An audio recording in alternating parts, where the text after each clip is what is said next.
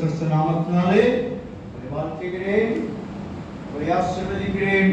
சகலம் ஆண்டவர் நம்மோடு கூட இருப்பாராக.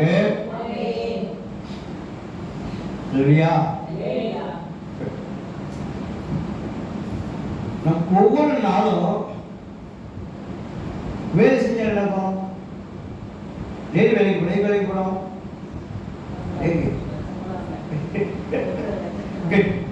வேலைக்கு போனா சம்பளம், வேலைக்கு போனா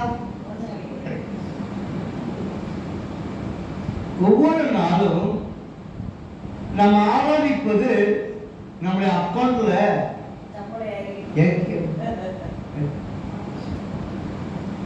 எவ்வளவு சம்பாதிக்க எனக்கு தெரியல, நீ எவ்வளவு சேர்த்து வச்சுக்க எனக்கு தெரியல. உங்களுக்கு தான் தெரியும்.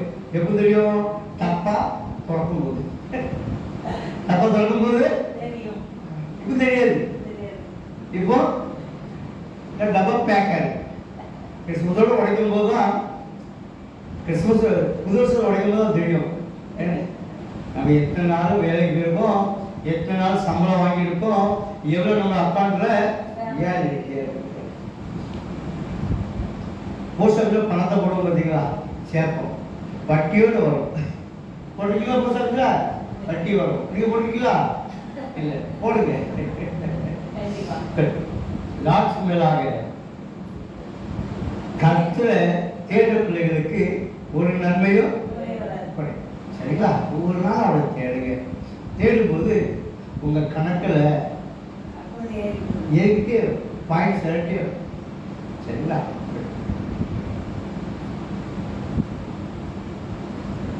ஒவ்வொரு நாளும் தேடுங்க, ஒரு நாள் தேடுங்க. நாட்கள் பொல்லாத நாட்கள் இருக்குது. ஆகையால் திருச்சபை மனம் திரும்பணும், திருச்சபை ஆண்டவரை தேடணும், திருச்சபை பரிசுத்தமா இருக்கணும், திருச்சபை உண்மையா இருக்கணும். எதுக்கு? அவருடைய வருகை சீக்கிரம். அவருடைய வருகை எப்போது? அநேக உலக அழின்னு சொல்லி காத்திருக்காங்க. உலக அழின்னு சொல்லி, ஆனா என்னைக்கு அவருடைய கண்கள் இந்த உலகத்தில் மூடுகிறதோ அன்னைக்கு அவருடைய வருகை அவனுக்கு வந்துடுச்சு. ரெண்டாவது சான்ஸே கிடையாது. அது ஒரு வேதாந்தத்துல ஒரு ஐஸ்வர்யவானும் நரகத்துல போய் போட்டாங்க. ஐஸ்வர்யவான் யார? பணக்காரப்பா எல்லாம் நரகத்துக்கு போவாங்களா? இல்லை, ஐஸ்வர்யவான் நரகத்துல போய் போட்டாச்சு. அங்க இருந்து பரலோகத்தை பார்க்கிறாரு. ஒரு ஏழை லாசரு வீட்டு பக்கத்துல ஏழை பரலோகத்துல ஆபிரகாம் மடியில போய் இருக்கிறார். அவங்க ஐஸ்வர்யன் கேட்கிறாரு, ஐயா ரொம்ப இங்க வெக்க தீர எழுதாரு, தானமா இருக்குது, ஒரு சொட்டு தண்ணி அடிச்சீங்க எனக்கு ஊத்துங்க. அப்ப அவர் சொல்றாரு, நீ உயிரோடு இருக்கும் போது இந்த ஏழை அடிச்சத நினைக்கவே. அப்போ அந்த ஐஸ்வர்யன் சொல்றாரு, என்னன்னா நான் நரகத்துக்கு வந்துட்டேன், இனிமே எனக்கு வழியே கிடையாது. என் அண்ணன் தம்பி 5 பேர் இருக்கிறாங்க. எங்க இருக்காங்க? வீட்டுல இருக்கிறாங்க. அவங்களும் என்ன செய்யக்கூடாது? இந்த இடத்துக்கு வரக்கூடாது. உங்க பக்கத்துல லாஸ்ட் இருக்கிறாங்க, அவனை அனுப்புங்க போய் அவனை அனுப்புங்க. அப்பா சொல்றாரு, செத்தவன் பேய் சொன்னா நம்புவாங்களா? நம்ப மாட்டாங்க. பேய் வைக்கணும். அவங்களுக்கு ஊழியக்காரர் இருக்கிறார். ஊழியக்காரர் செவிசேஷ சொல்ல, தேவனுடைய வார்த்தை சொல்ல, மனம் திரும்பன்னு சொல்றதுக்கு அவங்க இருக்காங்க. அவங்க வார்த்தை கேட்டாலே போதும், இந்த நரகத்துக்கு என்ன செய்ய மாட்டாங்க, வர மாட்டாங்க. அப்போ உயிர்ல இருக்கும்போது, உயிர் இருக்கும்போது நம்ம என்ன செய்யணும்? மனம் திரும்ப. ஒவ்வொரு நாளும் ஒரு மாற்றம் வரணும், ஒரு மாற்றம் இருக்கு. நம்முடைய ஆவிக்குரிய வாழ்க்கையில, ஜெப ஜீவியத்திலே அவரை தேடுவதற்கு ஒரு மாற்றம் வரும். ஒரு முறை ஒரு வேட்டையார் தன் வேலைக்காரனும் முதலாளி வேட்டைக்கு போனாங்க.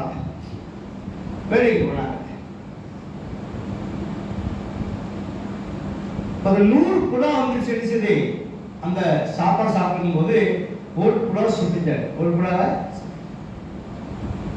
எல்லாம் மற்ற புடவை பறந்து போயிடுச்சு. இன்னொரு புறாக்கு சடைகளை அடிபட்டுச்சு. வேலைக்காரன் சொல்றாரு, பாப்பா அந்த புடவை எடுக்க போ அப்படின்னா, அந்த செத்த புடவை எடுக்க போகும்போது அந்த முதல் சொன்னாரா, இது செத்து போச்சு, இதை செய்யாத தொடாத. இன்னும் அடிபட்டு ஓடுது பாரு, அதை பிடிப்பு. எப்படின்னா அவன் கொஞ்சம் கொஞ்சமா பறக்க ஆரம்பிக்கான், அதை வெளியே பிடிச்சு கொண்டு.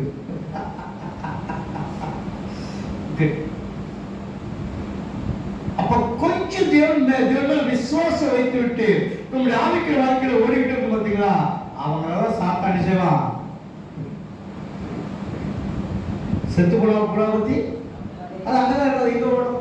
அது இங்க கொஞ்சம் கொஞ்சமா ஆளுக்கு தேடி வரும் பார்த்தீங்களா, அவங்களதான் செய்வான். ஓடக்கூடாது.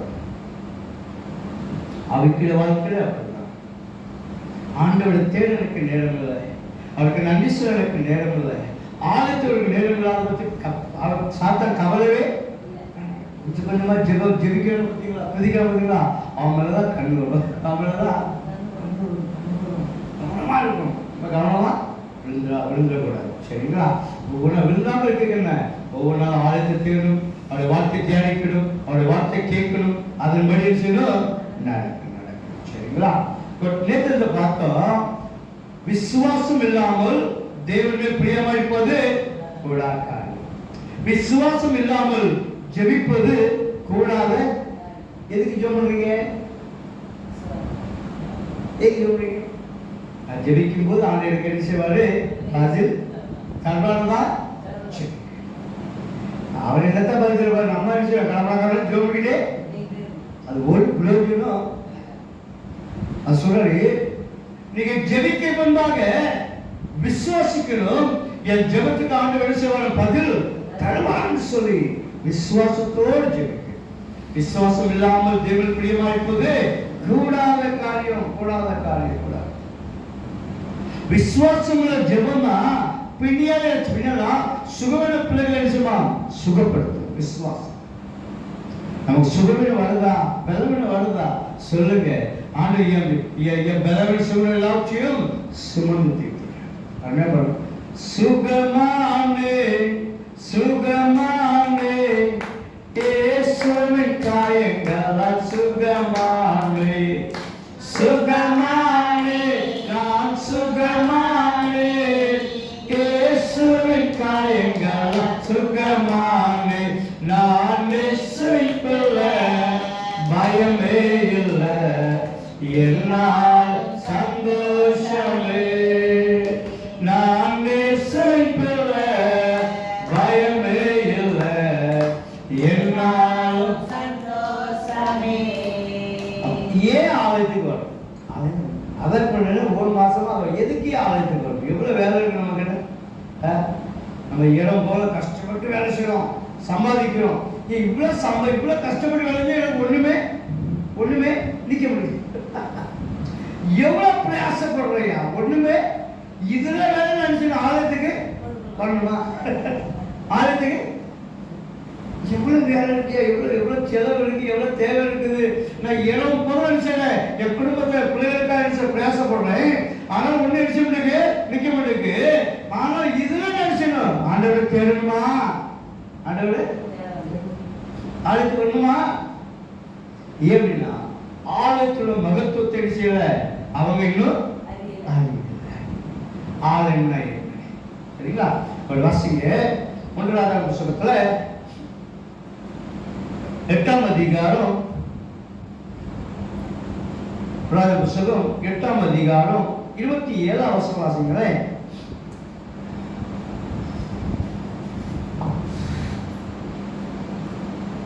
புத்தகம் 8ஆம் அதிகாரம் 27ஆம் வசனம்.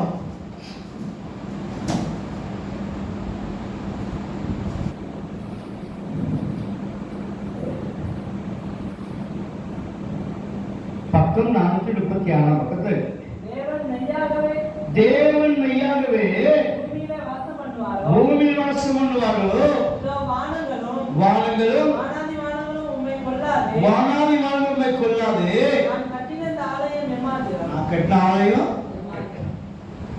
சாலமோன் பயங்கரமான ஒரு ஆள் வேணும். அந்த பிரமிக்கத்தக்க ஒரு ஆலயம் கட்டி வச்சிருந்தாங்க.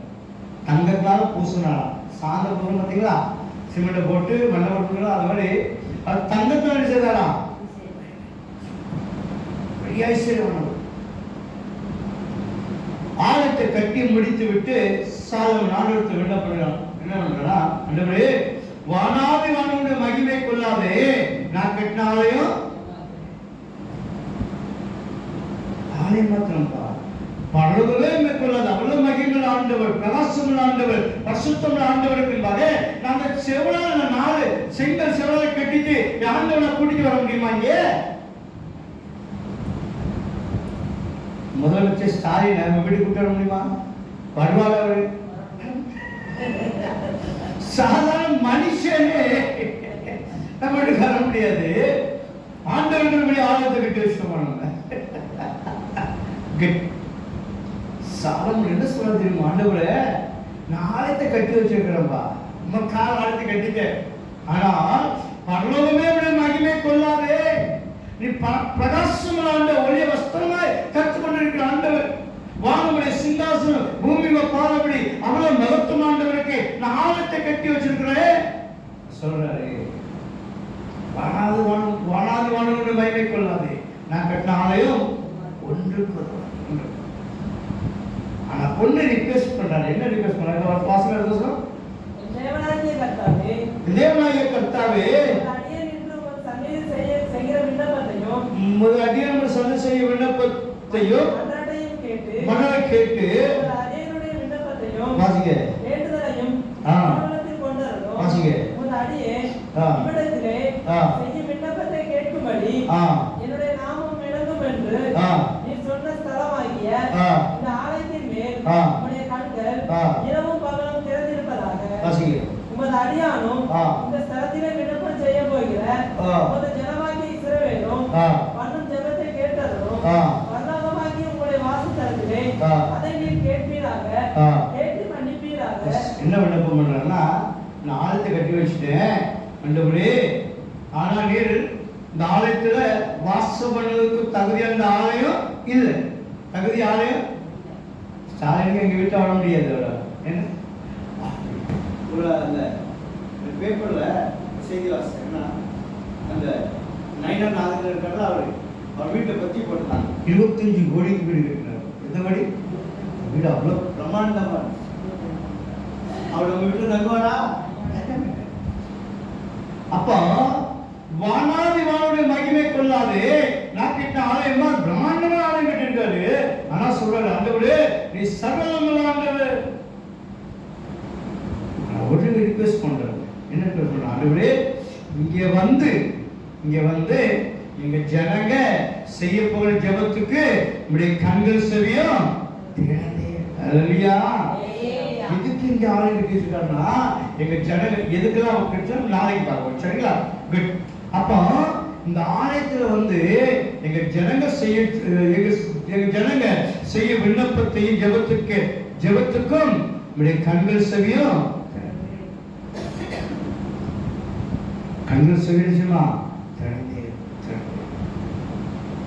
யாருக்கெல்லாம் எதற்கெல்லாம் எப்படிப்பட்ட ஜெபத்தை ஆண்டு கேட்கிறார் என்று சொல்லி நாளைக்கு பார்க்க. அப்ப ஆலயத்துல கர்த்தருடைய கண்களும் அவருடைய செவியும் இங்க இருந்து ஜெபிக்கும் பார்த்தீங்களா, இந்த ஜெபத்தை கேட்டுக்கிட்டே இருப்பார். அல்லேலூயா. இங்க வந்து ஜெபிக்கிற ஒவ்வொரு ஜெபத்துக்கு ஆண்டவர் என்ன செய்கிறாராம்? கேட்டு உங்களுக்கு பதிலளிக்கிற ஆண்டவராக இருக்கிறாரா? அல்லேலூயா. நீங்க அநேக ஆலயத்தை மூடி கிடக்கிறனால ஜனங்கள் சீரழிந்து போயிருக்கிறாங்க. ஜனங்க ஏன்னா ஆலயத்தின் மகத்துவத்தை தெரியும். எப்பெல்லாம் பிரச்சனை வருதோ அப்பெல்லாம் எங்க வந்துடும்? ஆலயத்துக்கு கஷ்டம் வரும்போது நாளைக்கு கூட பாருங்க. அப்ப ஆலயத்தை சொல்றாரு, இங்க வந்து ஜெபிக்கிற ஒவ்வொரு ஜெபத்துக்கும் நம்முடைய கண்கள் செவியும் திறந்தே இருக்கணும். திறந்த விண்ணப்பம் பண்ணுகிறார். யாரு? சாலமோன். அப்ப ஆலயத்தில் வரும்போது, ஆலயத்தில் ஜெபிக்கும் போது ஆண்டவர் நம்முடைய ஜெபத்துக்கு என்ன செய்கிறாராம்? கேட்டு பதிவு கொடுக்கிறான். அவருடைய சமூக காத்துல பிள்ளைகள் ஒரு நாள் என்ன செய்யாதீங்க, ஆலயத்தை தேட மாட்டாங்க. ஒரு வருஷம் வாசிங்க மரியாதைக்கும் புஸ்தகத்துல 3 அதிகாரம். மரியாதைக்கும் புஸ்தகம் 3 அதிகாரம். இந்த கடைசி செகண்ட் ராஜ் பழைய பண்ண கடைசியில 3 அதிகாரம் 14 தேவனை சேவிப்பது விருதா, தேவனை சேவிப்பது விருதா, அவருடைய கட்டளைகளை கைக்கொள்கிறதுனாலும் சேனைகளின் கர்த்தருக்கு முன்பாக துக்கித்து நடக்கிறதுனாலும் என்ன பிரயோஜனம்? என்ன சொல்லுங்க, நான் ஆலயத்தை தேடி வருவதற்கும் அவர் சமூகத்தை காத்தெடுக்கும் எனக்கு என்ன என்ன ஆலயத்துக்கு என்ன ஒரு காரியமோ? அப்போ ஆலயத்துக்கு வருவதனால அவர் தேடினால என்ன பிரயோஜனம் சொல்லி வருகிற நாட்கள் செய்யப்படும். சரிங்களா? ஆலயம் வந்து தேவன் உலாவுகிற இடம், தேவன் வாசம் அடைகிற இடம், அவருடைய கண்கள் செவிந்த ஆழத்துல திறந்தே இருக்கிற இடம். ஆகையால் நாம் எப்பெல்லாம் நோக்கி கூப்பிடுமோ, எந்த கருத்தை நோக்கி கூப்பிடுமோ, என்னுடைய செபத்துக்கு என்ன செய்யலாம்? பதிவு கொடுக்கிறான். அவர்களுக்கு ஆசிரியர் விழுந்தவர்கள் சமூகத்தில் காத்துற பிள்ளைகள் யார் மனநாள் படிக்கட்டும். அவருடைய கண்கள் அவருடைய செவியும் நமக்காக திறந்தே இருக்கிறார். மனுஷன் முகத்தை பார்ப்பான், தேவனோ இதயத்தை பார்க்கிறார். நம்ம இதயத்தை பார்க்கிறார். எதற்கான ஆலயத்துக்கு வந்திருக்கிறோம்? ஏன் அவரை தேட வந்திருக்கிறோம்? எந்த நோக்கத்தை வந்திருக்கிறோம்? அவர் அறிந்து வச்சிருக்கிறார். சொல்றே, உன் வாயில் வருகிற வார்த்தை என்ன பேச போகிறாயோ என்று சொல்லி அவருக்கு என்ன செய்யணும்? முன்னோட்டியே தெரியும். ஆலயத்து வருகிற உங்க மனசை அவர் அறிந்து வச்சிருக்கிறார். உங்க தேவையில அறிந்து வச்சிருக்கிறார். உங்க விருப்பங்களை அறிந்து வச்சிருக்கிறார். உங்க வாஞ்சி அறிந்து வச்சிருக்கிறார். ஆகிய அவர் சமூகத்தை வந்த பிள்ளைகளை அவர் வெறுமையா அனுப்பதில்லை. அவர் சொல்றாரு, நம்முடைய ஆலயத்தின் நன்மையினால நாங்கள் திருப்தியா இருக்க மாட்டோம். நம்முடைய ஆலயத்தின் நன்மையினாலும் நம்முடைய ஆலயத்தின் சம்பளத்தினாலும் ஆண்டவரே நாங்கள் திருப்தியா இருக்கணும். அந்த பிள்ளைகளை அவர் ஒருபோது வெட்கப்பட்டு போக விட மாட்டாங்க, ஒருபோது சிரமப்பட்டு போக விட மாட்டாங்க. இந்த இரவுல ஆண்டவரே என்னை தெரிந்து கொண்டீங்கப்பா, என்னை அழைத்து வந்திருக்கீங்கப்பா, என் பாவத்திலாக்கு மன்னிச்சிங்க ஆண்டவரே. இந்த இரவுல நீ ஒருவரே என்னை காண்கிற ஆண்டவர். என் குடும்ப சூழ்நிலைகள், என் பிள்ளைய வாழ்க்கையில, என் பிள்ளைய எதிர்காலம், என் பிள்ளைய தேவைகள், என் குடும்பத்தின் தேவைகள், நான் எதிர்பார்த்த காரியம் எல்லாத்தையும் அனுபவிச்சிருக்கீங்கப்பா. ஏன்னா மனுஷ முகத்தை பார்ப்பான், நீ இதயத்தை பார்க்கிற ஆண்டவர்ப்பா. இப்படி சமூகத்தில் வந்திருக்கிறேன், நான் வந்தமா திரும்பி போதாங்க இப்படி கர்த்தனை அர்ப்பணிக்க சொல்லுவோம். வாதையுந்த கூடாரத்தை அணுகாதே மகனே, பொல்லாப்பு நேரிடாதே நேரிடாதே மகனே. ஆட்டுக்குட்டி ரத்தத்தினால் சாத்தானை ஜெயித்து விட்டு, ஆட்டுக்குட்டி சாத்தானை ஜெயித்து விட்டு, ஆவி உண்டு வசனம் உண்டு அன்றாட வெற்றி உண்டு. நமக்கு ஆவி உண்டு வசனம் உண்டு அன்றாட வெற்றி உண்டு. வாதையுந்த கூடாரத்தை அணுகாதே மகளே, பொல்லாப்பு நேரிடாதே நேரிடாதே மகளே. மகா இருக்கும் வசனம் தருங்கள். எங்களை தெரிந்து கொண்டீங்க, எங்களை அழைத்தீங்கப்பா. நம்முடைய ஆலயத்தில் தூணாக நிற்க கிருபை செஞ்சீங்க. நம்முடைய ஆலயத்தின் நன்மையினாலும் நம்முடைய ஆலயத்தின் சம்பளத்திலப்பா நிரப்பனக்காக சோத்திரப்பா. அந்த பிள்ளைகள் வந்தனமா போகக்கூடாதப்பா. நம்முடைய ஆலயத்தின் நன்மையினால் திருப்தியாக கேட்படியா ஜெபிக்கிறப்பா. கேட்ட செவிகளை ஆசீர்வதிங்கப்பா. பலவெடுத்து சுகந்த பிள்ளைகளுக்காக அந்த பிள்ளைகளை காயப்பட்ட கருத்தை வைத்து தொட்டு சுகப்படுத்த முடியாது ஜெபிக்கிறேன். எல்லா பலவீனத்தை நீக்கி போடுங்க. இப்படி பலத்தால் கட்டுங்கப்பா.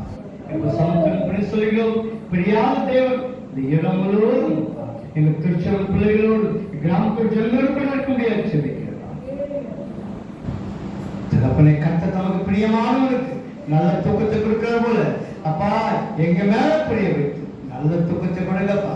எத்தனை பலவீனத்தோடு, சுகவீனத்தோடு, வியாதியோடு, கவலையோடு, கண்ணீரோடு எத்தனை பிள்ளைகள் தூக்கம் இல்லாம இருக்கிறான். கவலை, துன்ப, துயர, வேதனை. தகப்பனே ஒவ்வொரு பிள்ளைகளை கண்ணோக்கிப்பாங்க. ஒவ்வொரு பிள்ளைகளுடைய சமாதானத்தையும் உடைய சந்தோஷத்தையும் உடைய ஆசத்தை கொடுத்து பிள்ளைகளுக்கு நல்ல ஆண்டவரே தூக்கத்தை கொடுத்து பிள்ளை ஆசதிக்க முடியாது. அவருடைய கண்களுக்கும் மண் கண்களுக்கும் சத்தும் கிரியைகளுக்கும் மந்தார சக்திகளுக்கும் கொள்ளை நோய்க்கு விச ஜந்துகள் விச கிருமிகள் எங்க கிராமத்தின் எருகே எங்க கிராமத்தின் நாலு மக்களையும் இப்படி தூதரட்டு பாதுகாத்துக் கொள்ளுங்க. உங்க ரத்தப்பட்டைகள் மூடி எடுத்துக் கொள்ளுங்க. உங்களுடைய முத்துரை எங்க கிராமத்து மேலே தொற்று பிள்ளைகளை போடுங்க. இந்த இரவுல இப்படி வருகை இருக்கும் என்றால் இப்படி வருகை எடுத்துக்கொள்ளும்படியே ஆயத்தப்படுத்துங்க. இந்த இரவுல இப்படி வருகை தாமதிக்கும் என்றால் நாளை தினத்துல அதிகால வேலை துதிக்கு துதியுடைய எலும்புகளுக்கு உதவி செய்கிறோம். இயேசு கிறிஸ்துவின் நாமத்தில் நல்ல பிதாவே, நானும் உம்மை பார்த்து ரட்சகா வேண்டேன் ஆடையே பேரன்பை கூறி தாண்டவா நான் சாட்சி கூறுவேன். சிலுவை அண்டையில் நம்பி வந்து நிற்கையில் பாவபாரம் எந்த நேரமும் எனது வாழ்க்கையிலும் பேரானந்தம் பொங்கி பாடுவேன். ஆமென். என் ஆத்துமாவே என் முழுவதுமே என் ஆத்துமாவே கர்த்தர் செய்த சகல நன்மைகள் விடவாதே. கர்த்தர் உங்களோடு கூட இருப்பாராக. தேவனுடைய சமாதானத்தையும் தேவனுடைய ஆசீர்வாதத்தையும் பற்றி திரும்பி சொல்லுவோமாக. அல்லேலூயா.